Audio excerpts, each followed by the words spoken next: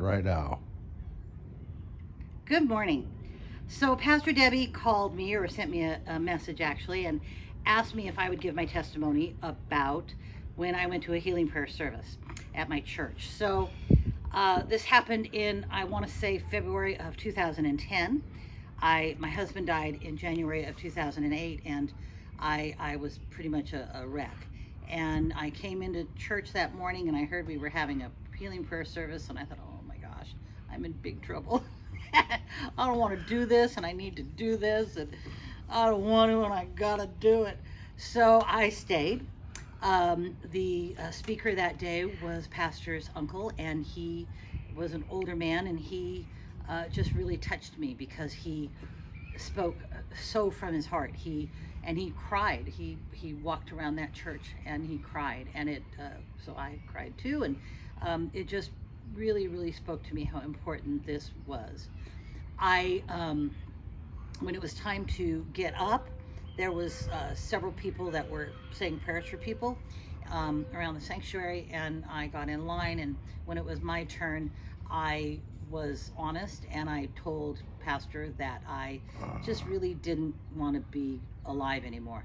I didn't want to kill myself, but I just didn't want to be here anymore. Everything was gray. Everything was just too hard. It was it was just I was in a really bad place.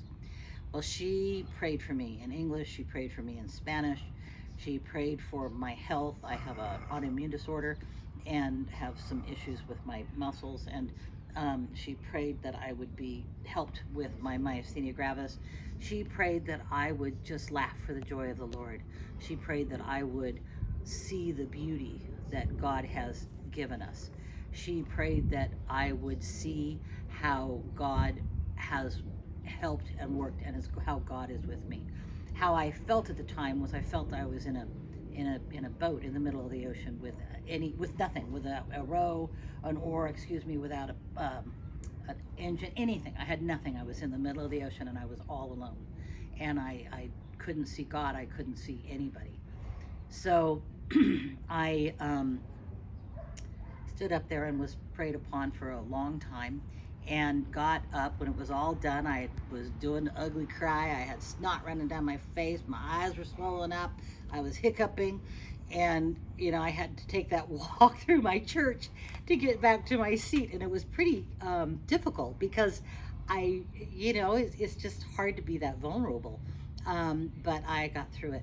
So the next later on that day, it was Super Bowl Sunday, was the day of this healing prayer service, and later on that afternoon, I went to a friend's house for a Super Bowl party. And when I went, I drove up and I stopped at a stoplight, and there was just the most beautiful tree. It was beautiful. It was white, had these beautiful white flowers on it.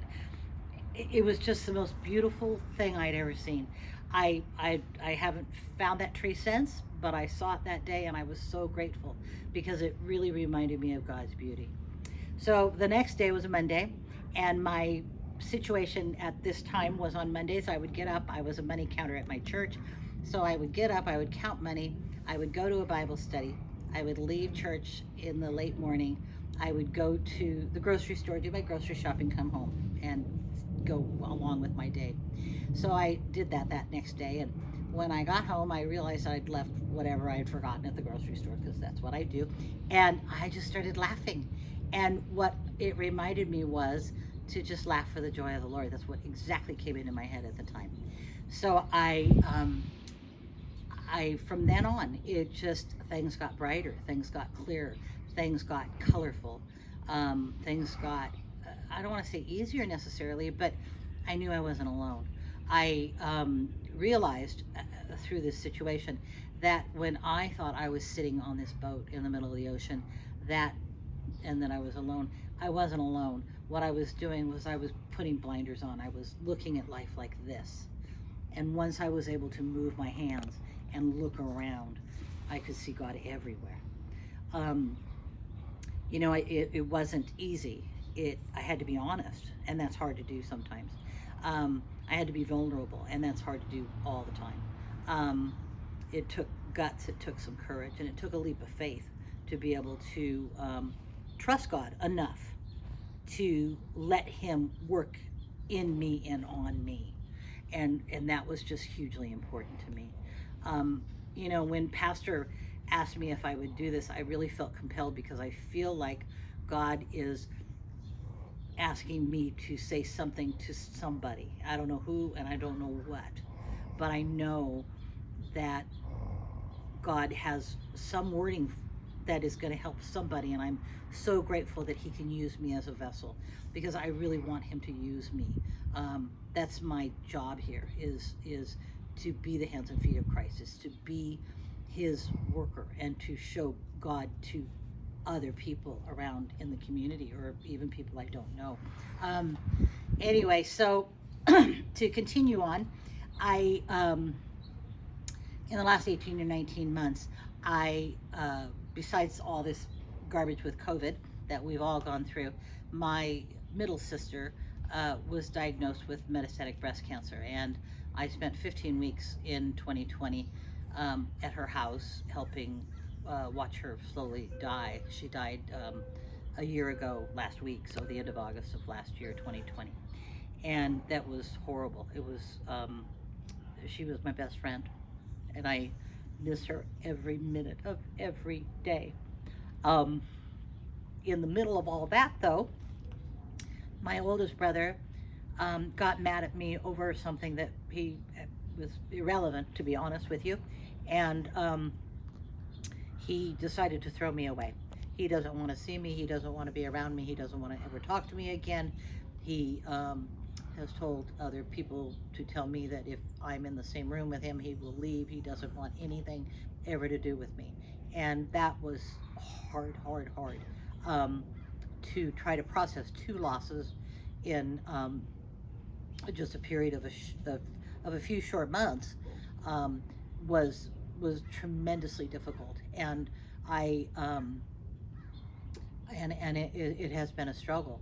But through this, I know that God is here. I know that God wants good for me.